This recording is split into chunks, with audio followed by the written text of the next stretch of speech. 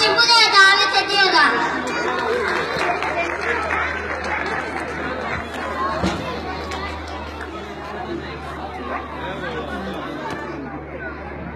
İstiklal Marşı, korkma, sönmez bu şafaklarda yüzen sancak, sönmeden yurdumun üstünde tüten en son ocak, o benim milletimin yıldızıdır parlayacak, o benimdir, o benim milletimin ancak.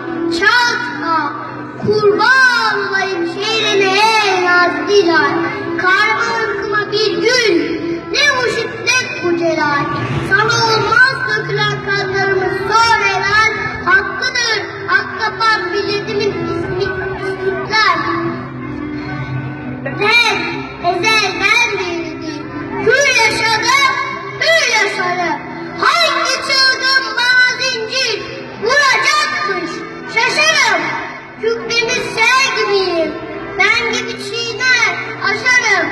Yırtarım dağları, enginlere sığmam, yaşarım. Gardına farkım sarmışsa, çelik zırhlı duvar, benim iman dolu göğsüm gibi seyrettim var.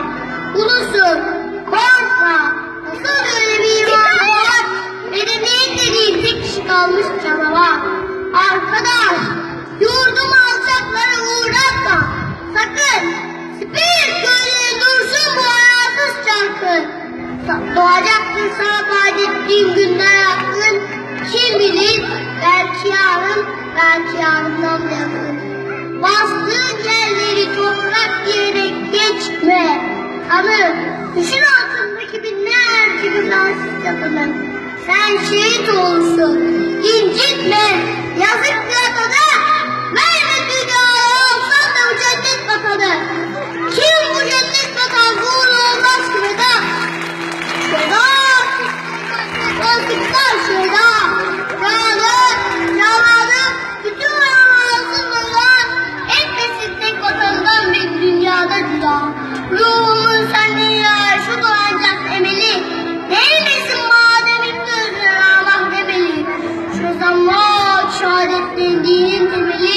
Ebedi yurdun üstünde, elimin demeli. O zaman ne içilebilse işte eder varsa şimdi.